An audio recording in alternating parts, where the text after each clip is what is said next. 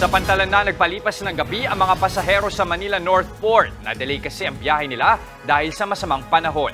Marami na inaasahang dadami pa ang mga pasahero sa pantalan ngayong araw.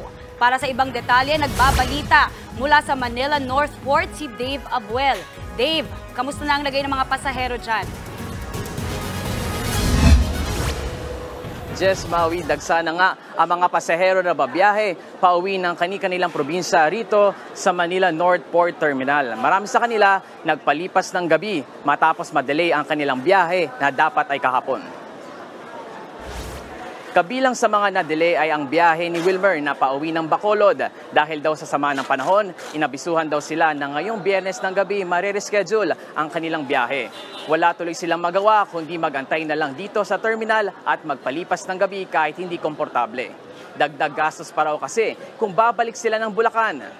Si Tasig na galing Caloocan, hindi na nagpunta dito kahapon sa terminal dahil nasabihan sila na ngayong araw na lang ang biyahe. Alas 2 pa ng hapon sila pinapasakay ng barko pero alas 8 pa lang ng umaga nandito na siya sa terminal.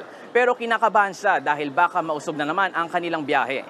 Ayon sa Philippine Ports Authority, ngayong araw inaasahang dadagsa talaga ang mga pasahero. Posible daw na umabot ng 5 milyon ang pasahero sa mga pantalan sa bansa ngayong holiday season. Jess, Maui, sa ngayon, wala pa namang natatanggap na abiso ulit ang mga nakausap nating pasahero na madedele ang kanilang biyahe.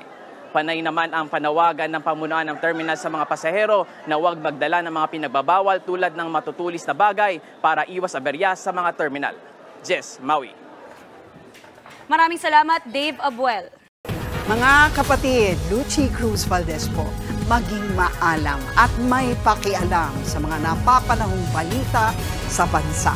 Tumutok at mag-subscribe sa News 5 social media pages.